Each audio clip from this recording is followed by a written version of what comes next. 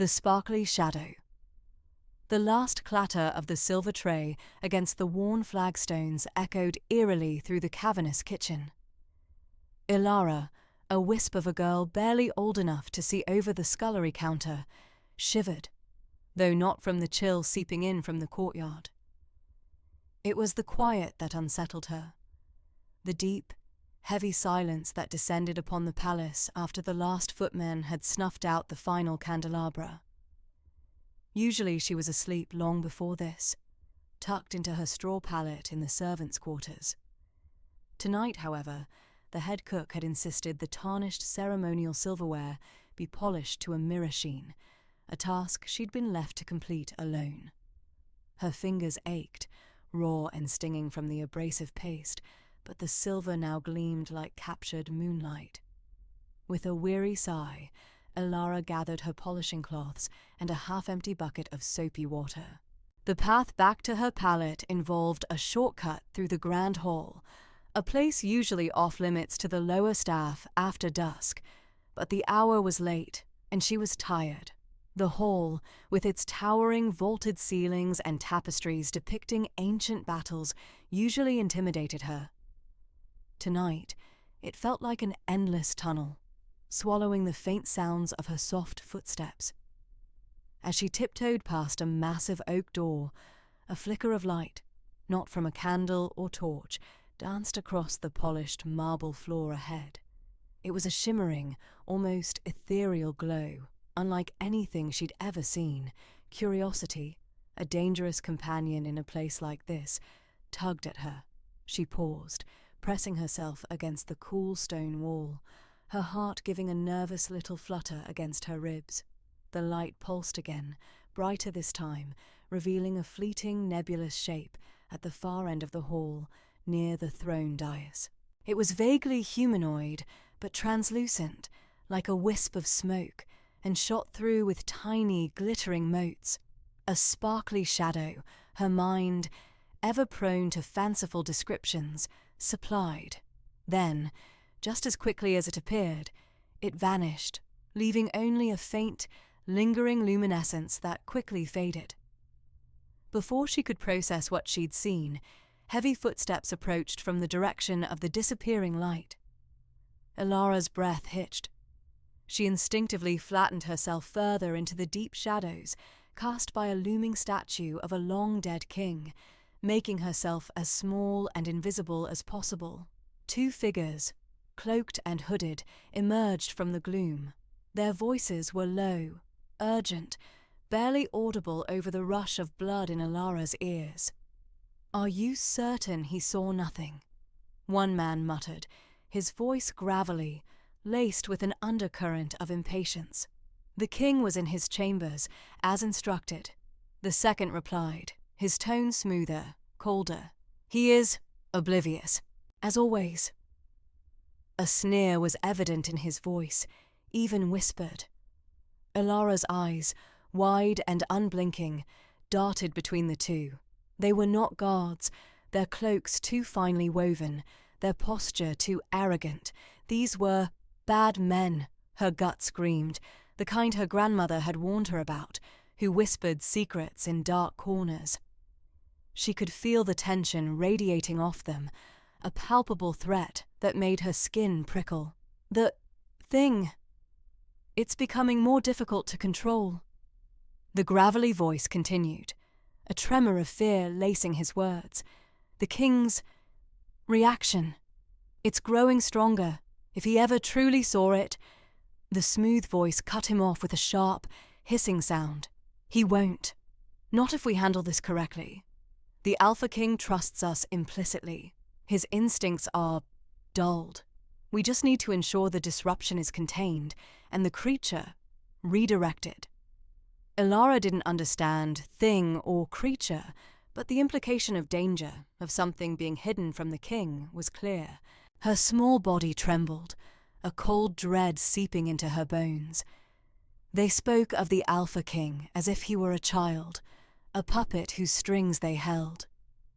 And the sparkly shadow. Was it the thing they spoke of? The men moved closer, their hushed conversation growing clearer. "The ritual tomorrow night," the gravelly one said. "It must be perfect. No more fluctuations. We cannot risk exposure. Not now, not with the whispers growing." "It will be perfect," the smooth voice assured him, though Ilara detected a faint waver. "And as for the witness, if anyone saw anything tonight, they will disappear. Quietly." A cold, icy hand seemed to grip Ilara's throat. She had seen. She was a witness. Her small heart hammered against her ribs, a frantic drumbeat of terror. She needed to leave, now. She needed to vanish before they even suspected she was there. Carefully, meticulously, she began to retreat, one agonizingly slow step at a time, her bare feet making no sound on the marble. The bucket of water felt impossibly heavy in her trembling hand. She didn't dare look back, didn't dare breathe too deeply. The air felt thick with their secrets, suffocating her. Finally, she reached the shadows near the servants' entrance. With one last glance over her shoulder, confirming they were still engrossed in their sinister planning, Ilara slipped through the door, closing it with a soft click that sounded like a thunderclap in her ears. She ran, not back to her pallet, but deeper into the labyrinthine passages of the palace, her mind racing. She had seen something she shouldn't have, something important and dangerous, and they would be looking for anyone who had. She found a forgotten broom closet, smelling of dust and old wood, and huddled inside, pulling the door shut. The darkness was absolute, comforting in its concealment. Her body shook uncontrollably, but her mind was strangely clear.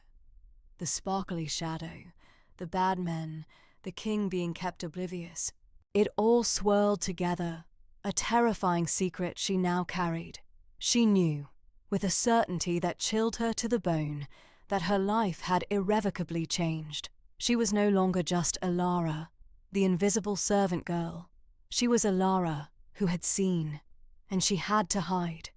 She didn't know what the thing was, or what ritual they spoke of, but she understood the danger. The Alpha King, a figure of awe and fear, was being lied to, manipulated, and she, a tiny, insignificant girl, held a piece of that terrible truth. The weight of it pressed down on her, an unbearable burden. Sleep was a distant, impossible dream. She listened, her ears straining for any sound, any hint that they were searching for her. But the palace remained silent, its secrets locked away, for now. Into the dark, the heavy oak doors of the council chamber seemed to sigh as they closed, muffling the hushed urgency of the voices within. Ilara, huddled in a draughty alcove down the hall, strained to catch fragments. Lord Valerius's voice, usually a smooth current, was a sharp, biting wind now. Unacceptable. The king cannot know. Another voice, higher pitched, trembled. But what if she speaks? A chilling silence followed, broken only by the crackle of a distant fire. Ilara's heart hammered against her ribs. A frantic bird trapped in a cage. She knew, with a sickening certainty, they were speaking of her. Her accidental glimpse into the king's private study, the shimmering, unnatural light, the dark, swirling shapes. It was all a blur of terror, but the memory of Valerius's face, contorted in an expression of pure malice, was stark. A shadow fell over her. Mistress Anya. Her usually bright eyes were clouded with sorrow, and the corners of her mouth sagged. She extended a hand, her touch surprisingly gentle, and Ilara flinched. "Come, child," Anya whispered, her voice thick with unspoken worry. "They've made a decision." Ilara's legs felt like lead, each step a struggle against an invisible current. Anya led her away from the grander corridors, deeper into the palace's forgotten arteries. The air grew cooler, heavier, thick with the scent of damp stone and forgotten things. Tapestries faded to ghostly remnants, hung like shrouds, and the occasional flicker of a sconce revealed a maze of narrower passages. Ilara clutched Anya's apron, her small hand trembling. She wanted to ask where they were going, what would happen, but the words were choked by a lump in her throat. They stopped before a section of wall that seemed no different from any other. Aged stone, a few patches of moss. Anya pressed a hidden catch, and with a soft groan of ancient mechanisms, a sliver of darkness appeared. The air that spilled out was stale, carrying the undeniable scent of dust and disuse.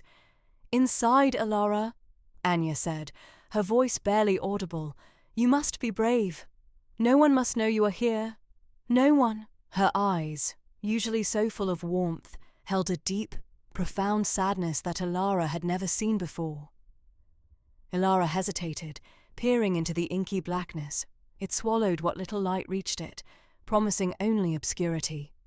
"Mistress," she began, her voice a reedy whisper. Anya knelt, her face etched with a pain that mirrored Ilara's own. "I will bring you food. Water. You will not be forgotten." But her words felt hollow, a fragile promise against the crushing weight of their circumstances. She gave Ilara a quick, tight hug, her embrace feeling like a final farewell, then gently nudged her forward. The passage was claustrophobic, the rough stone scraping against Ilara's clothes. It twisted and turned, disorienting her, until she was finally pushed into a small, enclosed space. A single grimy window, high and barred, offered a sliver of weak moonlight, illuminating motes of dust dancing in the stagnant air.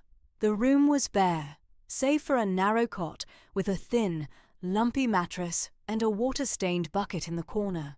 The door, a heavy slab of wood, thudded shut behind her, the sound echoing in the oppressive silence. A click of a lock, a final metallic clang. She was alone, utterly, irrevocably alone. The silence pressed in on her, broken only by the frantic beat of her own heart.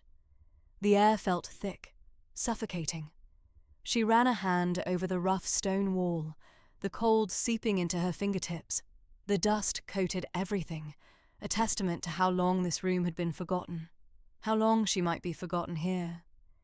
Tears, hot and stinging, tracked paths through the grime on her cheeks. From an invisible servant girl, she had become a dangerous secret, locked away in the palace's darkest corner. Her life, as she knew it, was gone. She was a ghost now, hidden from the world, and the fear was a living thing, coiling in her belly, whispering of shadows and unknown dangers. The restless wolf, the days blurred, each one a testament to the suffocating sameness of her existence. Ilara marked their passage with the rough edge of a broken fingernail against the cold stone, a futile ritual in a room devoid of windows. She longed for the prickle of sunlight on her skin, the distant chatter of the kitchen staff, even the shrill cry of the stable boys that once grated on her nerves. Now, silence was her constant companion, broken only by the scuttling of unseen creatures and the rhythmic thud of her own weakening pulse. Her meals, meagre and tasteless, sustained her body but did little for her spirit. A deep, bone-weary exhaustion settled into her limbs, a lethargy that made lifting her head a monumental effort. She thought of her family, the warmth of their hearth, the familiar scent of wood smoke clinging to her clothes, and a fresh wave of despair would wash over her. Miles away, in the opulent quiet of his private chambers, King Theron felt an unfamiliar disquiet stirring within him. It wasn't the usual anxieties of rulership, nor the tactical puzzles of border skirmishes. This was a deeper, more primal tremor, a faint, persistent ache in his chest that resonated with something ancient and wild. His wolf, a powerful, silent presence usually content to observe, whimpered softly, a low, mournful sound that prickled the hairs on Theron's forearms. He paced the plush carpets, the rich tapestries on the walls blurring into an indistinct swirl of colour. The scent of polished oak and faint lavender, usually comforting, now seemed clawing, trapping him in a stillness he couldn't tolerate. The wolf's restlessness mirrored his own. It paced too, a phantom presence at his side, its unseen paws padding silently. Theron found himself drawn, time and again, to the heavy window overlooking the inner courtyard. But his gaze never lingered on the familiar gardens or the bustling stable hands below. Instead, his eyes were pulled, as if by an invisible cord, to a section of the palace largely forgotten by most, the older, less used eastern wing, where a network of servants' passages and disused storage rooms lay hidden. There was nothing overtly amiss, no smoke, no alarm, yet the wolf's attention remained fixed there, a low growl rumbling in its chest. Theron tried to dismiss it as a phantom sensation, the lingering stress of a recent diplomatic dispute. He reviewed scrolls, dictated orders to his seneschal, even sparred with his captain of the guard, hoping to channel the restless energy into something productive. But the unsettling thrum persisted, a persistent whisper against the roar of his daily duties. When he retired for the night, the wolf settled at the foot of his bed, its spectral eyes never leaving the wall in the direction of the eastern wing. It was not a predatory gaze, but one filled with an unsettling mixture of sorrow and vigilance. Theron closed his eyes, but sleep wouldn't come. He felt a profound sense of unease, a gnawing certainty that something was profoundly wrong, something hidden, something that his human senses couldn't yet perceive. But his wolf knew. The silence of the palace, usually a comfort, now felt heavy, pregnant with unspoken secrets, and Theron's instincts screamed at him to find out why. He could almost taste the fear, faint and distant, but undeniably present, a scent carried on the unseen currents of the ancient stone. A hidden trail. The rustle of parchment and the low hum of Valerius's voice were a distant drone against the insistent thrumming in King Theron's bones. He sat on his throne, feigning attention as Lord Valerius, usually so composed, gestured with uncharacteristic agitation towards a stack of reports. "And the timber quotas, Your Majesty, are still in question. Captain Thorn has a detailed account of the northern route's inefficiencies." Captain Thorn, a pillar of discipline in his polished plate armour, stepped forward, his gaze fixed on some point beyond Theron's left shoulder. "Indeed, my king. The recent snowfall has further complicated deliveries, and certain unauthorized diversions of resources have come to light." Thorn's voice was as steady as always, yet Theron detected a subtle tension in his jaw, a microscopic tremor in his hand as he presented a scroll. It wasn't the usual annoyance of logistics. Something sharper, more personal, seemed to prickle the air around them. Theron nodded, forcing a thoughtful expression, but his mind refused to grasp the intricacies of timber quotas or diverted resources. A strange disquiet had settled deep within him for days now, a low growl of unease that no amount of courtly distraction could silence. His wolf, usually a calm presence, was agitated, pacing the confines of his spirit, ears twitching, scenting the air for an unseen threat. It wasn't a scent of danger, not precisely, but of something wrong, something profoundly out of place within the familiar stone labyrinth of his own palace. "We must address these matters, of course," Theron said, his voice sounding hollow even to his own ears. He watched Valerius's eyes dart nervously towards Thorn, then back to him, a flicker of something unreadable passing between them. "What are they hiding?" The wolf in him snarled, a low rumbling vibration that resonated through Theron's chest. Suddenly, a deeper, more urgent growl ripped from Theron's throat, startlingly primal and loud enough to make both Valerius and Thorn flinch. It wasn't intentional. It was the wolf, asserting its will, an invisible force pulling him, not towards the throne room doors, but towards the back, where the grand murals depicting ancient battles gave way to a less frequented corridor. Valerius cleared his throat, his face pale. "Your Majesty, are you unwell? Perhaps a moment of rest would be beneficial before we proceed with the day's agenda." His voice was laced with an unfamiliar urgency, a thinly veiled attempt to redirect. Captain Thorne, ever stoic, merely shifted his weight, his hand instinctively going to the hilt of his sword. His eyes, however, betrayed a flicker of something akin to alarm. But Theron wasn't listening. The growl intensified, a magnetic pull so strong it felt like an invisible tether around his waist, tugging him relentlessly. He pushed himself from the throne, the heavy velvet swishing against his legs, and strode past the bewildered advisors, ignoring their hushed pleas. The corridor he entered was usually quiet, leading to disused guest chambers and dusty archives. But today, the pull was drawing him further, past the familiar alcoves, into a section of the palace he barely recognized. The air grew cooler, thick with the scent of aged stone and undisturbed dust. The tapestries here were faded, their colors muted by time, depicting scenes of forgotten hunts and celebrations. He pressed on, the wolf's growl now a constant, low vibration under his skin, a compass needle pointing true. He turned a corner he couldn't recall ever seeing, a narrow passage partially obscured by an ancient, moth-eaten curtain. He pushed the heavy fabric aside, revealing a hallway that was utterly alien. It was narrower than any other in the palace, the stone walls rougher, unadorned.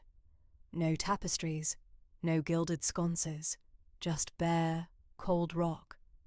A thick layer of dust lay undisturbed on the floor, disturbed only by his own heavy boots. The air here was still, stagnant, as if no living soul had breathed it in decades. A hidden trail, indeed, a profound sense of wrongness, of deliberate concealment, washed over him. The wolf howled silently in his mind, a mixture of triumph and fierce protectiveness. He was close. He could feel it, and whatever he was about to uncover, he knew, would shatter the carefully constructed peace of his kingdom. The discovery Theron's jaw tightened. The restlessness that had gnawed at him for days intensified, a frantic energy vibrating just beneath his skin. It wasn't a human unease.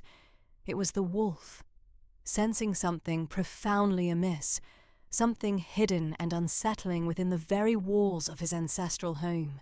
He'd tried to dismiss it, to attribute it to the mounting pressures of his reign, but the pull had grown too strong to ignore.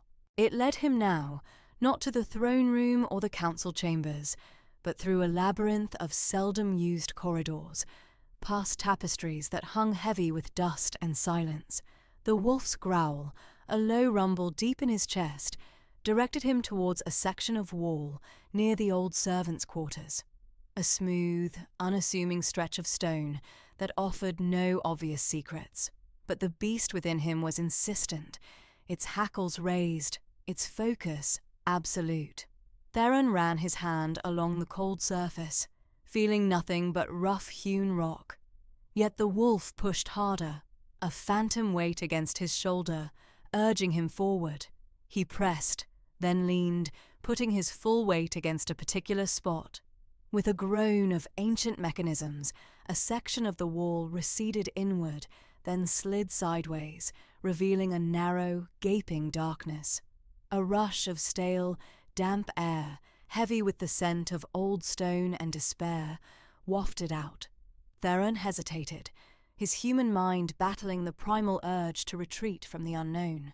But the wolf surged forward, dragging him into the newly revealed passage. He fumbled for the torch he carried, its flame sputtering as he stepped through the opening. The passage was short, ending abruptly at another barrier, a door, clearly of much older construction than anything else in this part of the palace. It was made of thick, weather-beaten oak, banded with corroded iron. It looked more like the entrance to a forgotten crypt than a room in a living palace. He put his shoulder to the door. It shrieked in protest, a drawn-out, agonizing sound that echoed down the hidden corridor before giving way with a final, mournful creak. The room beyond was small, windowless, and utterly devoid of light, save for the flickering glow of Theron's torch. The air was colder here, laden with the musty odour of confinement and something else, something human, yet faint, like a memory. His gaze swept the dark space, the torchlight dancing across the rough-hewn stone walls, revealing nothing but shadows. Then, in the far corner, huddled against the cold stone, he saw her. A small, crumpled figure, almost swallowed by the gloom. She was curled into a ball, arms wrapped tightly around her knees, face buried. Her hair, the colour of moonlight, was dull and matted, her simple dress torn and grimy.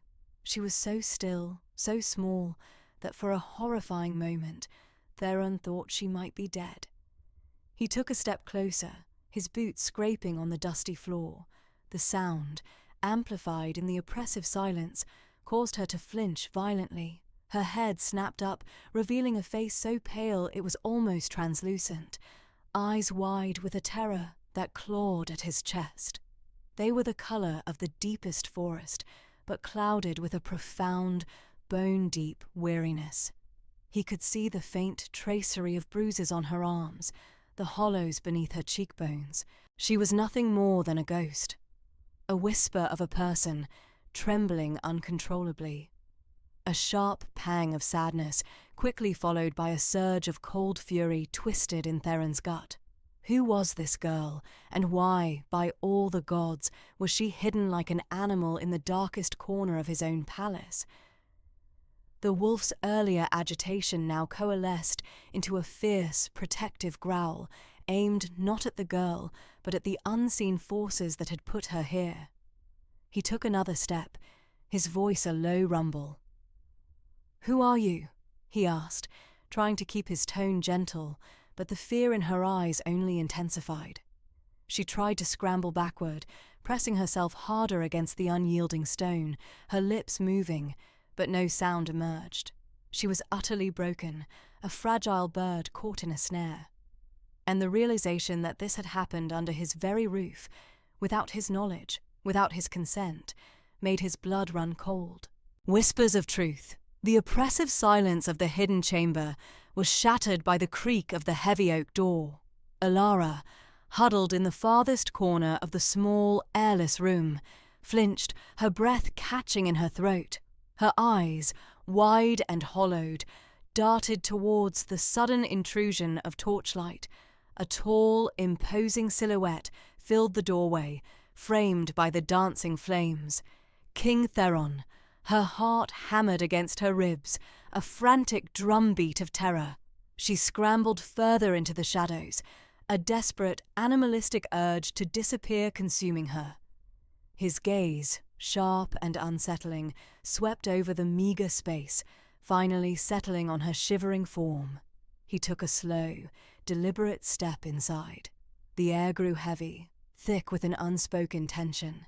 He did not speak, simply watched her, his expression unreadable in the flickering light.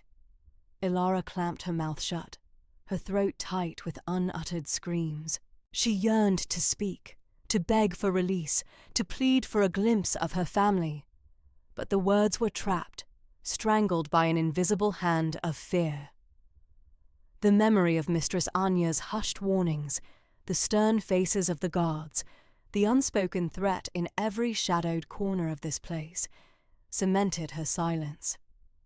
She could only shake her head, a minute, almost imperceptible tremor, as if denying some unspoken accusation.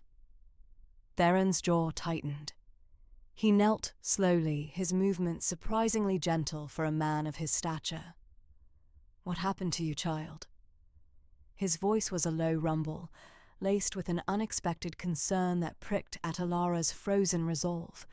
He extended a hand, palm open, an invitation. She recoiled instantly, a small, choked gasp escaping her lips. The simple gesture, meant to reassure, only magnified her terror. She squeezed her eyes shut, unable to meet his intense stare, the image of his powerful hands, capable of so much, filling her mind with dread. All she could manage was another frantic shake of her head, tears pricking at the corners of her eyes, a silent testament to her overwhelming fear. A sigh, heavy with frustration, escaped Theron. He rose, his gaze hardening, no longer solely on Ilara, but seemingly piercing the very walls of the palace itself. Without another word, he reached down, his fingers surprisingly delicate as they closed around her arm. Ilara gasped, a small, pained sound, but offered no resistance. She was too weak, too broken to fight. He pulled her gently to her feet, her legs threatening to buckle beneath her. The journey through the labyrinthine corridors of the hidden wing felt endless. Ilara stumbled, half-dragged, her eyes wide with a mixture of fear and a strange, nascent hope. They emerged into the main antechamber, bathed in the soft glow of sconces. The sudden shift in light, the spaciousness after days in confinement, disoriented her. The court was assembled, a tableau of hushed conversations and nervous glances. Lord Valerius, usually a picture of composed authority, fidgeted with the signet ring on his finger. Captain Thorne, ever the epitome of discipline, stood rigid, his eyes fixed on some distant point, but the subtle clenching of his jaw betrayed his unease. Mistress Anya, her face etched with worry, wrung her hands at the edge of the assembled courtiers. A collective gasp rippled through the room as Theron entered. Ilara, pale and trembling, clutched firmly by his side. The sudden silence was absolute, punctuated only by the nervous shuffling of feet.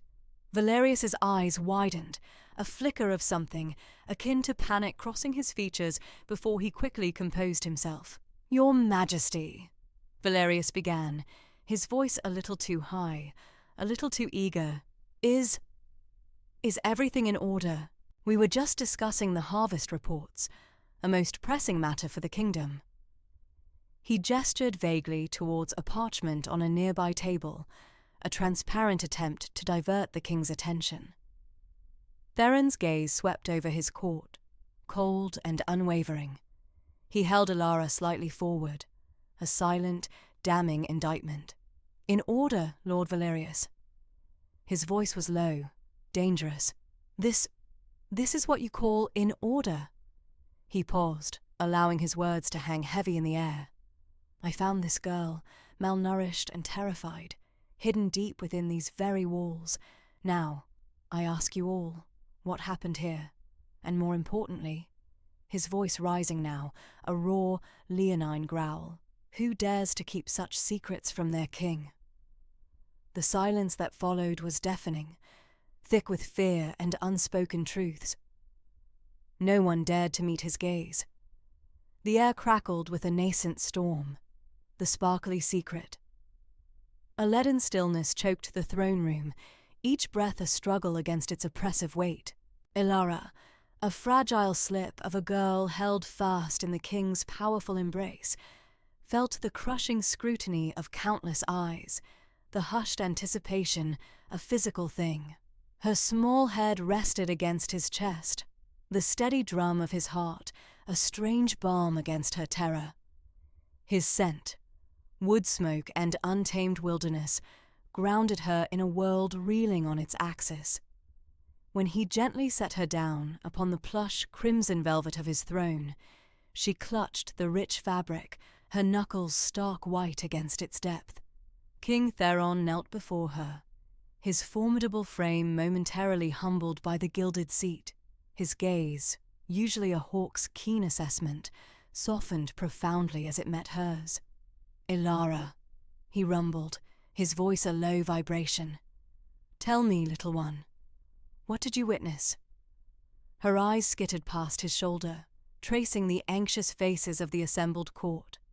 Lord Valerius, typically a bastion of composure, fidgeted with his signet ring, his gaze pointedly avoiding hers.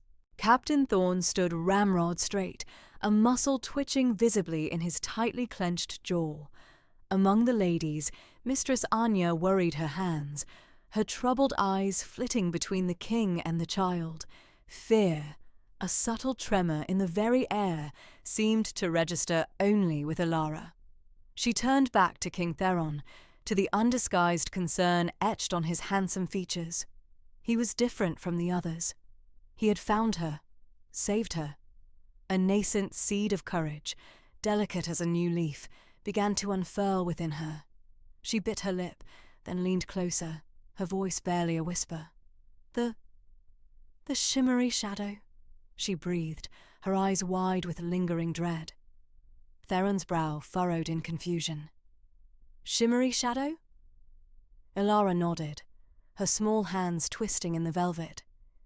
In the long gallery, near the hidden door, it was shifting. And bad men. They were there. Her voice sank even lower, a barely audible rasp. Whispering about you. A cold, hard fury began to crystallize in King Theron's chest. He felt it, an icy tendril coiling around his heart, tightening with each of Ilara's words. He'd suspected, sensed a subtle discord in the palace's rhythm, a flicker of defiance in the eyes of certain advisors, but to hear it confirmed by a terrified child. He rose deliberately, his posture suddenly radiating a perilous stillness. His gaze scythed through the court, impaling each face, lingering on those who now shifted uncomfortably, unwilling to meet his gaze. Valerius's fidgeting escalated, his feigned nonchalance unraveling spectacularly. Captain Thorne's jaw remained locked, but a bead of sweat now tracked a path down his temple. Bad men, Theron reiterated, his voice a low, deceptively calm current. It was the quietude of a predator before the strike. Whispering about me, near a hidden door, with a shimmery shadow. His eyes, now burning with fierce intensity, landed on Lord Valerius. Lord Valerius, you are privy to all palace affairs. Are you aware of any shimmery shadows or bad men whispering treason in my halls? Valerius blanched, his usually robust complexion draining to an ashen grey. He stammered, Your Majesty, I assure you such talk is preposterous. The girl is quite disoriented, perhaps suffering from delirium after her ordeal. He attempted a dismissive flick of his hand, but it trembled visibly. She must be mistaken. Theron's gaze hardened. He saw the lie, stark and ugly in Valerius's frantic denial. He saw the naked terror in Captain Thorne's rigid stance, in Mistress Anya's downcast eyes. The air in the throne room crackled with an unspoken truth, a truth that Ilara, in her innocent terror, had just laid bare. The cold anger in Theron's chest solidified into a block of ice, sharp and unforgiving. His own court, lying to him. The betrayal stung, immediate and searing. This was no longer merely about a hidden girl. This was about the very bedrock of his reign, the unveiling king. Theron stood before his assembled court, a silent, formidable figure whose very presence seemed to drain the warmth from the grand hall. The heavy oak doors had been sealed, the tapestries on the walls seeming to absorb all sound, leaving only the rustle of silk and the anxious murmurs of the courtiers. His broad shoulders were squared, his chin held high, but the set of his jaw betrayed a barely contained fury. The air crackled with anticipation, thick and suffocating. Silence. His voice, usually a deep rumble, now cracked like a whip across the hushed chamber. Every head snapped up, every whisper died. I have heard enough half-truths and whispered conspiracies. I will have the whole truth, here and now, before this court and before the gods. His gaze swept across the sea of faces, lingering on each one, a cold, piercing examination. Lord Valerius, usually so composed, fidgeted with the signet ring on his finger, his eyes darting to Captain Thorne. Thorne, rigid as a statue, had a muscle twitching visibly in his jaw. A bead of sweat tracing a path down his temple. Mistress Anya wrung her hands, her usually vibrant gown seeming dull against her pale skin. Ilara, a tiny, trembling figure beside the king, was a stark contrast to his imposing form. She clutched a fold of his tunic, her knuckles white, her gaze fixed on the ornate patterns of the floor. She had just spoken of shimmery shadows and bad men whispering about the king, her voice barely audible, yet her words had reverberated through the silent hall like a gong. The court had shifted uneasily, a collective intake of breath. "My king," Lord Valerius began, his voice surprisingly steady despite his visible agitation. "The girl is clearly distraught. Her mind, I fear, is playing tricks on her. Perhaps a quiet room, a soothing draught—" "Enough!" Theron's voice boomed, silencing Valerius mid-sentence. "Her mind is clear enough to recall shimmery shadows and bad men. Her fear, however, is not imagined. I saw it myself, etched on her face, deep in her eyes. And I saw the fear in your eyes, Lord Valerius, and yours, Captain Thorn, when she spoke." His gaze bore into Thorn. "I asked you, Captain, where she had been. You claimed ignorance, a stray child. You lied." Thorn's face, already pale, now drained of all colour. He swallowed hard, his throat working convulsively. "My king, I merely sought to protect the peace. The girl was found wandering, confused. We thought it best to keep her out of sight, to prevent further distress to her and to the court." Theron took a step closer, his eyes burning with an intensity that promised retribution. "Distress or discovery? What exactly did she discover, Captain? What secret was so vital that you risked her life and my trust to conceal it?" The tension in the hall became unbearable, a tangible weight pressing down on everyone. A low moan escaped Mistress Anya's lips. Lord Valerius coughed, a dry, nervous sound. Thorn's gaze flickered wildly, caught between the king's unyielding stare and the knowing glances of his fellow courtiers. His breath came in ragged gasps, his chest heaving. The facade was crumbling. "Captain!" Theron's voice was now dangerously quiet, a mere whisper that nonetheless commanded absolute attention. "The truth, now, or face the consequences of treason." The word hung in the air, heavy with unspoken threats. Thorn's broad shoulders slumped. He closed his eyes for a moment, as if steeling himself against an impending blow. When he opened them, they were filled with a raw, desperate fear. His voice, when it came, was a hoarse croak, barely audible above the ringing silence. She saw things, my king. Things she shouldn't have. We kept her hidden, to protect our dealings, the whispers, the plans. We couldn't let them reach your ears." "Not yet." A collective gasp swept through the court. Ilara burrowed deeper into Theron's side, her small frame trembling violently. Theron's eyes, once blazing with fury, now held a cold, terrifying stillness. The king had been betrayed, and the truth, once hidden in the shadows, had just been unveiled. New dawn for the kingdom. The oppressive silence in the throne room was broken only by the frantic scratching of Ilara's fingernails against the polished marble floor. Her small body, still trembling, was a stark contrast to the towering fury of King Theron. His jaw was clenched, a muscle twitching near his temple. His gaze, usually warm and reassuring, now burned with a frigid intensity that promised retribution. "Speak, girl." Theron's voice, though barely above a whisper, resonated with the force of a thunderclap. "Tell me everything you saw, everything you heard." Ilara squeezed her eyes shut, remembering the hushed voices, the flickering candlelight, the glint of steel. They spoke of a different king," she stammered, her voice a thin thread. "Lord Valerius. He said the alpha was too soft, that the people needed a stronger hand.